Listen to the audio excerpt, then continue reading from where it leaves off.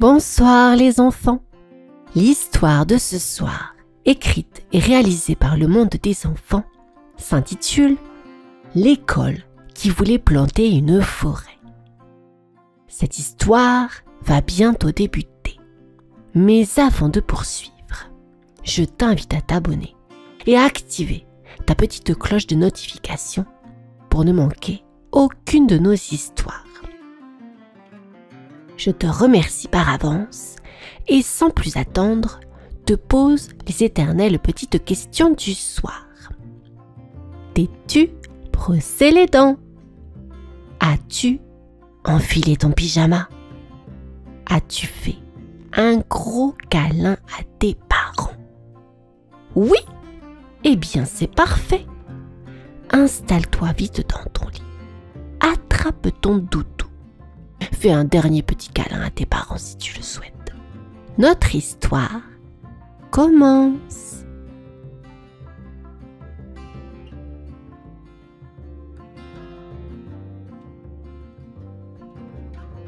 L'école qui voulait planter une forêt. Au cœur d'un petit village entouré de champs dorés et de haies sauvages, il y avait une école toute simple, posée là comme une cabane tranquille. Ses murs blancs étaient un peu usés par les années, et ses volets bleus craquaient doucement quand le vent passait. Mais à l'intérieur, on entendait toujours des rires, des chansons, et parfois le tintement d'une cloche un peu rouillée.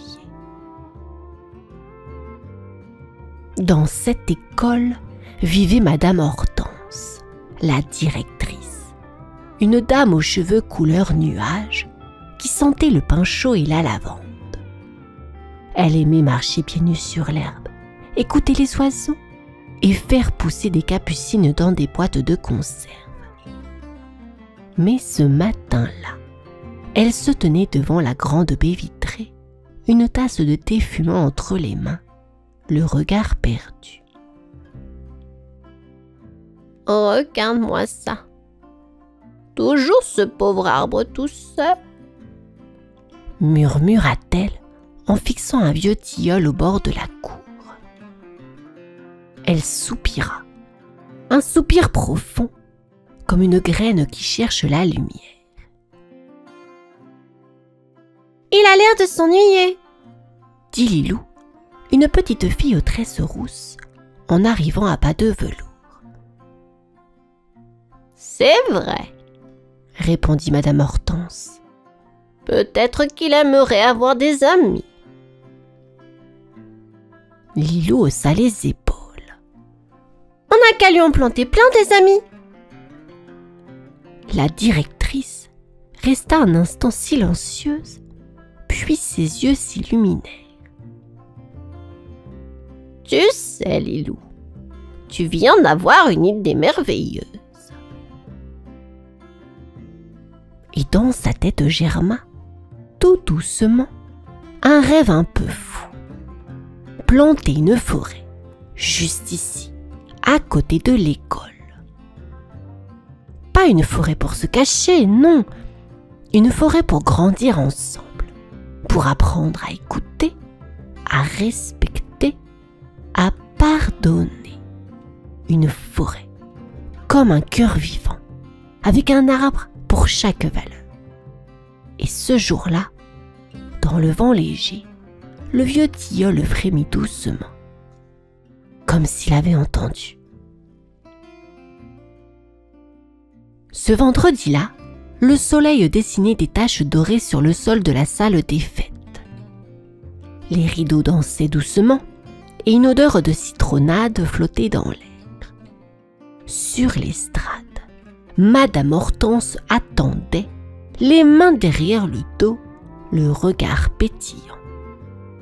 Dans la salle, les enfants étaient venus avec leurs parents, leurs grands-parents et même quelques bébés dans des poussettes. « Chut, ça commence !» chuchota Lilou à son voisin en s'asseyant sur une chaise un peu bancale.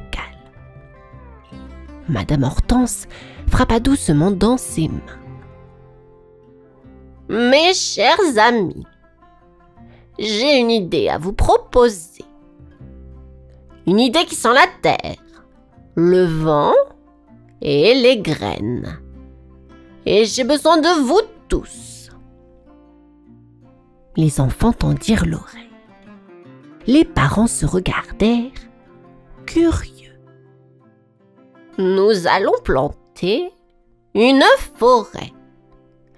Pas une forêt sauvage, mais une mini-forêt, tout près de la cour.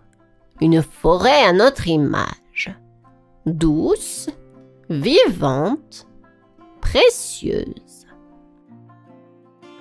Un murmure d'étonnement parcourut la salle. Une forêt? Pourquoi faire? Demanda un papa en chemise à carreaux. Pour grandir, répondit doucement Madame Hortense. Chaque arbre portera une valeur. L'arbre du respect, celui de la gentillesse, l'arbre du pardon, de la patience, de l'écoute. Un silence. Puis, un petit garçon leva timidement la main. Et on pourra choisir les valeurs? Bien sûr, Malo. Ce sera notre forêt, à tous. Alors, les idées fusèrent. Une mamie proposa un cerisier pour la tendresse. Un papa parla d'un pin solide pour représenter la confiance. Les enfants, eux, dessinaient déjà leur arbre avec des pancartes colorées. « Je veux un arbre de la joie !» cria Porfirio. « Moi, un arbre de la vérité !» ajouta Nina. Et ce soir-là, dans la salle encore tiède, les cœurs s'étaient rapprochés. Le projet venait de naître, comme une toute petite pousse sous la terre. Demain, on chercherait des graines. Mais ce soir, on rêvait déjà de racines. Le matin sentait la rosée et la terre fraîche. Autour de l'école, les enfants arrivaient en bottes et en salopettes, les mains pleines de graines, de petites pelles ou de dessins roulés dans des tubes. Les parents suivaient, certains avec des brouettes, d'autres avec des bras chargés de plants d'arbres. La cour d'école, d'ordinaire pleine de cris et de billes, ressemblait ce jour-là à un jardin en train de naître.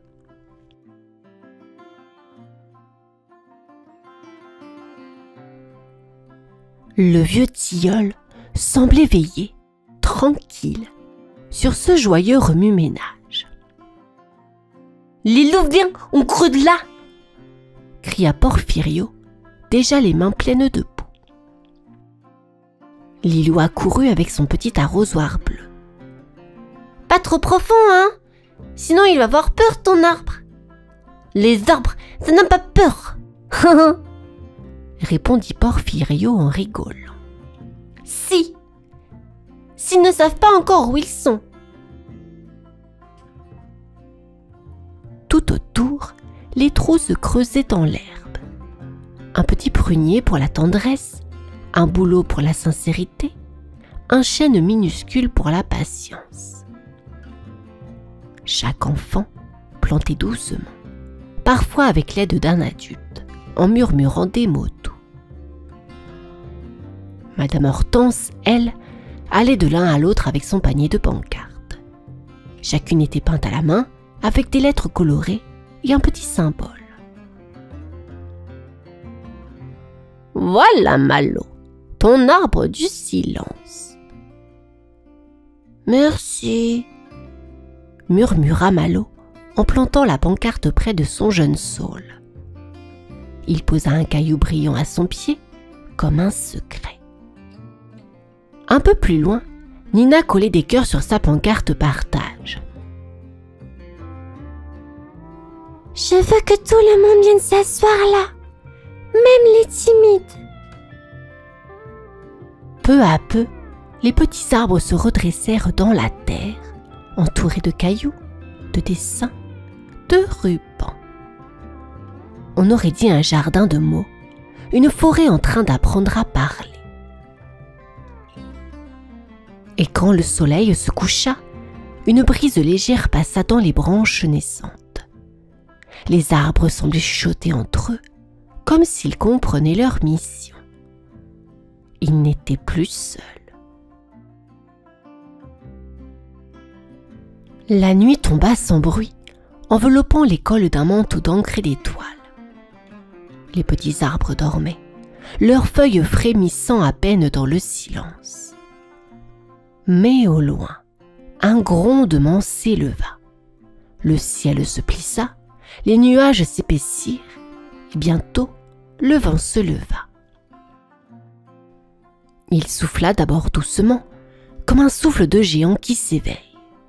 Puis, plus fort, plus pressé, plus furieux.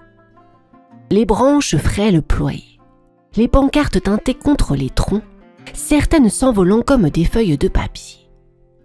Une pluie fine se mit à tomber, trempant la terre, fouettant les pousses nouvelles. Le vieux tilleul, solide et enraciné, tenait bon. Mais les jeunes arbres, eux, tremblaient de tout leur bois. Le matin, le vent était parti, mais il avait laissé des traces. Des branches cassées, de la boue partout, et des pancartes dispersées jusqu'au fond du jardin. Quand les enfants arrivèrent, le silence se fit. « Oh non! Mon arbre de la joie !» souffla Porphyrio en découvrant son petit pommier renversé. Lilou, les bottes pleines de flaques, ramassa sa pancarte à moitié brisée.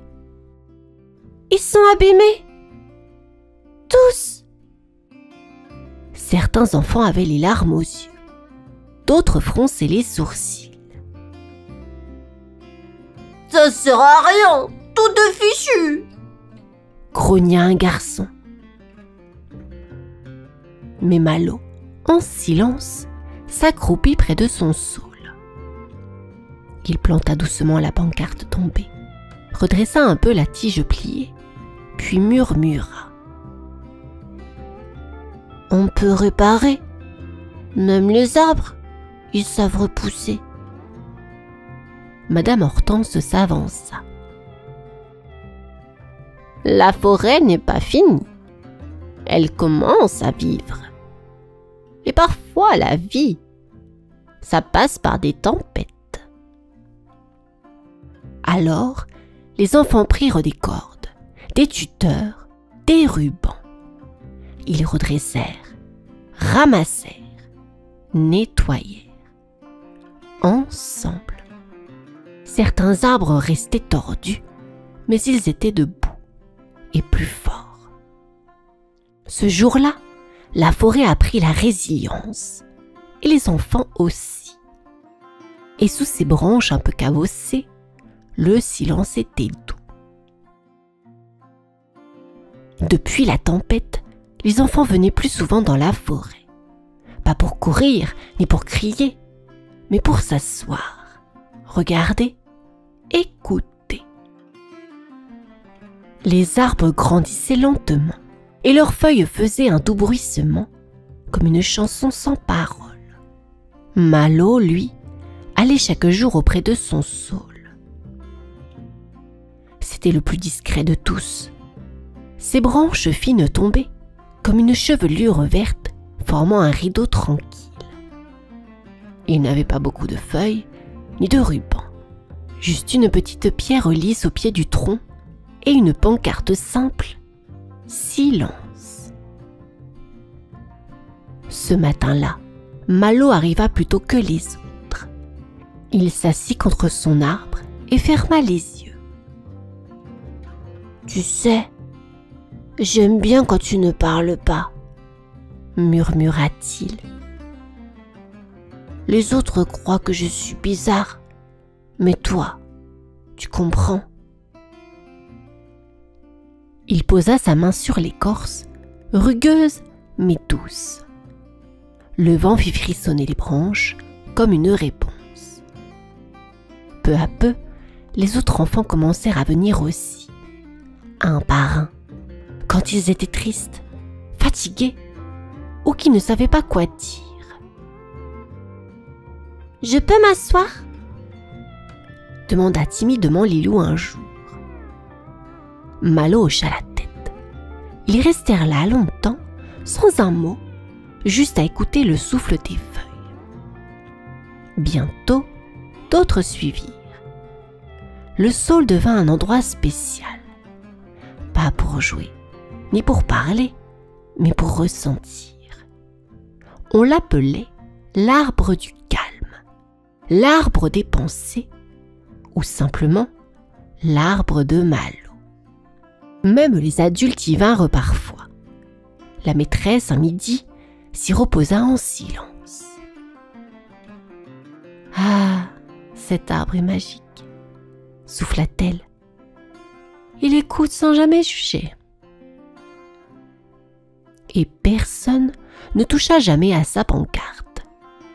Pas besoin d'y ajouter de cœur ou de ruban. Il brillait dans sa simplicité. L'arbre du silence ne faisait pas de bruit, mais il apaisait les tempêtes intérieures. Le printemps revint avec ses parfums d'herbes neuves et de ciel clair.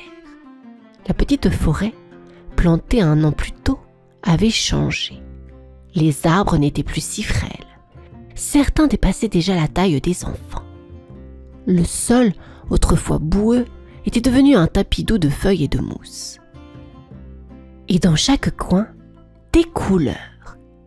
Les pancartes peintes, les galets décorés, les souvenirs laissés là comme des caresses. Ce jour-là, on avait organisé une fête. Les familles, les enfants, les maîtresses, même les anciens du village étaient invités. Il y avait des gâteaux aux noisettes, du jus de sureau et des guirlandes suspendues entre les branches. « C'est beau, comme un rêve !» souffla Madame Hortense, les yeux brillants. Lilou parcourait de pancarte en pancarte, montrant fièrement les noms. Respect, joie, courage, patience, pardon, et au fond de la clairière, toujours discret, l'arbre du silence, où Malo s'était installé, un livre sur les genoux. On joua, on dansa, mais surtout, on se souvenait de la première belle, de la tempête, des pleurs, des réparations. Chaque arbre portait une histoire, une valeur vécue, pas seulement lue sur une pancarte. Un papa murmura. « On devrait venir ici plus souvent, même sans fête, juste pour se rappeler ce qui compte. » La directrice sourit. Elle savait, car la forêt avait grandi, oui, mais quelque chose d'autre aussi. Dans la cour de récré, les disputes duraient moins longtemps. Les enfants s'écoutaient plus. Un élève avait même proposé un banc de l'amitié pour ceux qui se sentaient seuls. Les racines avaient fait leur chemin dans la terre et dans les cœurs. Quand le soleil se coucha, la forêt devint dorée. Le vent passa doucement dans les feuilles et l'on aurait dit que les arbres chantaient tous ensemble. Une chanson invisible, faite de respect, de tendresse et de lien. Et ce soir-là, la vieille école avait compris. Elle avait planté bien plus que des arbres. Elle avait semé des graines d'humanité.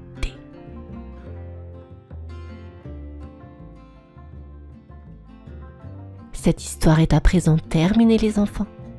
J'espère qu'elle vous a plu Je vous dis à bientôt et vous souhaite une bonne nuit. Au revoir. Demain.